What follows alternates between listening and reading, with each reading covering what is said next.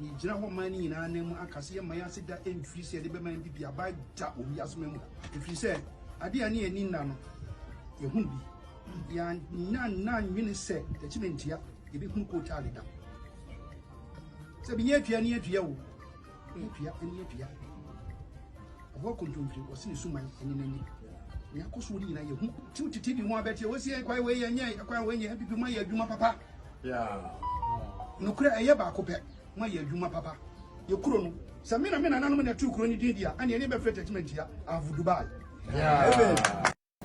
mama wa kwaba wo frɛ me adwoa search name mesrel na wa subscribe to my channel mia notification bell no so for more news ebusuafo Techimantia Hene na okase na papa ni kasa oka no tumi se okase firi na kumem osi omo kwan yeda ho fitina na mo penso kojoho penso 1990 1900 sahia he omo hu asfatida His Excellency Nana Danko Kufu Dubai wabe mo bi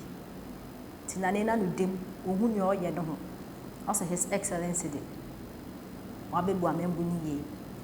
na de bia meka se Ghana uma ye fa politics enton chen ye fa party sem enton chen na ye fa economy enton chen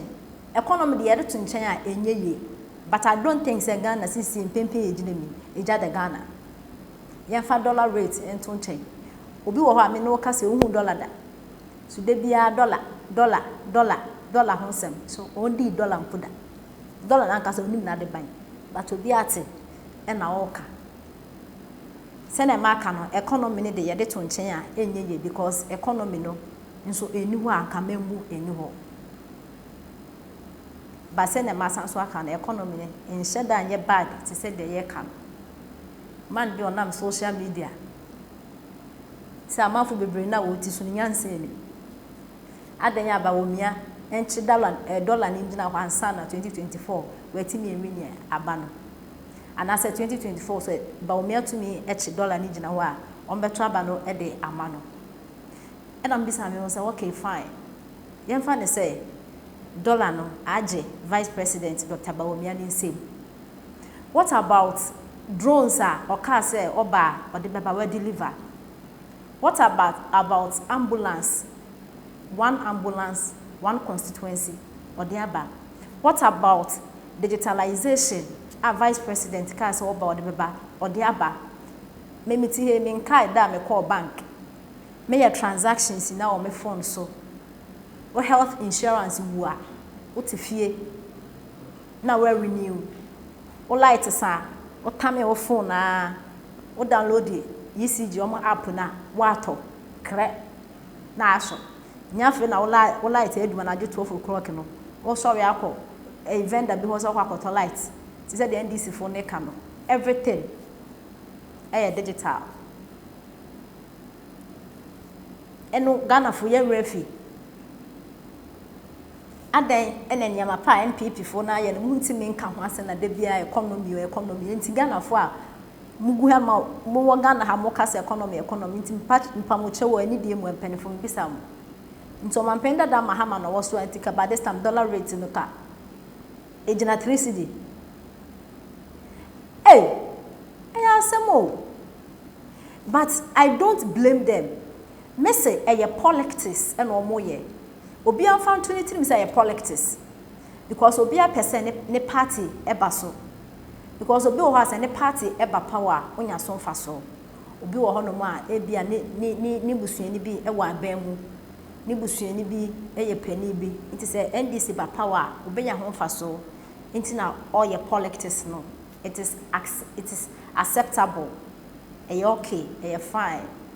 because also unya bibi efi ho but yenga na fo na ya aka ne nso me na ne bi owa kura a wakọ afum owa aka no a drone etimi deliver dru e de akwakọ save na me na ne bi a ohun quote ada na His Excellency na Danko Kufu Dubai wa ma ne bi me maame bi a sebio oni bi na and the free education in ne betimi akọ school enye kra obetimi achiro ni din enye kra na because wakonya school ni de kakra nti no obetimi de atoto nyema 1 or 2 bi e de ahwene hafa enye kra no na do ba obesi one factory enye adwuma afa nipa ba akopɛ o de emfa nse ba akopɛ a oyɛ adwuma nti sɛ wo pɛ sɛ wo party pɛ ba so a mo kase vice president Dr. Bawumia enchi dollar na nsana wetimi enwi 2024 election no me pa choma penda da mahama schools osisi owie block schools no e fa hemrem ndc foi e ba na membu a mo ye excuse my language mo ye useless e ba na membu pa de ndc fo mo nka ho o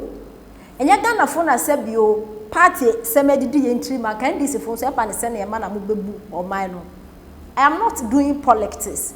but so hwe niema his excellency be your president why ye na covid-19 na ba wiase afa na nyina ye den na still wa hye that timwani hu anse mo de ekoso mu hu na abla mo be hye da e blame no mo be hye da tese mo be say 8 years no and the NPP from who afom nti mo pese mo to mo nti mo ahye na atete wani hu se de na na do aye ne de mo hu nti mo ahye da to futuru mu enya fine and this from mo jai na de mo ye na emfa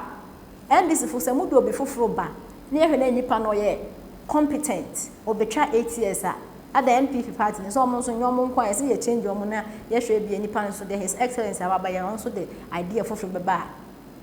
na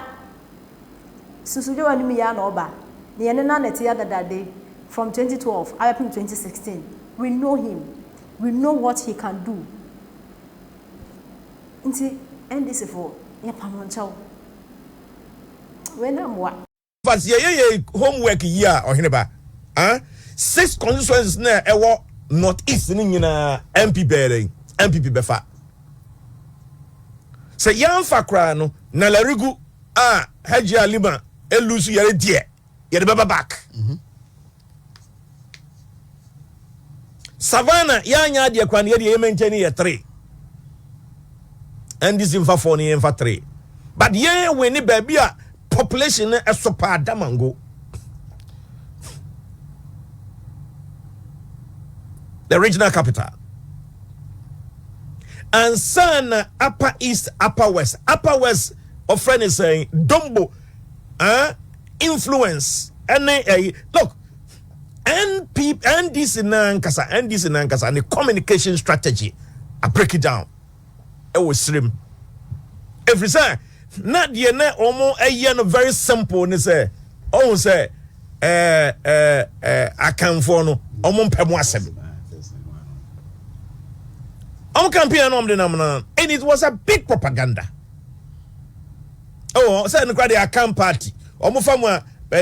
running mate ni vice president no de mamo. Ye no ana mo dia. Hwe Jora John Dramani Mahama. Wase Bawumia on chain na ekwan member da ho. They would never give it to him. So no o me lead the party no. And what they to who say Monto mami media me ye munua na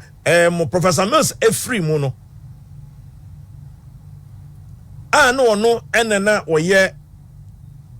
vice president no na sesenka omukọ congress no omukọ elections no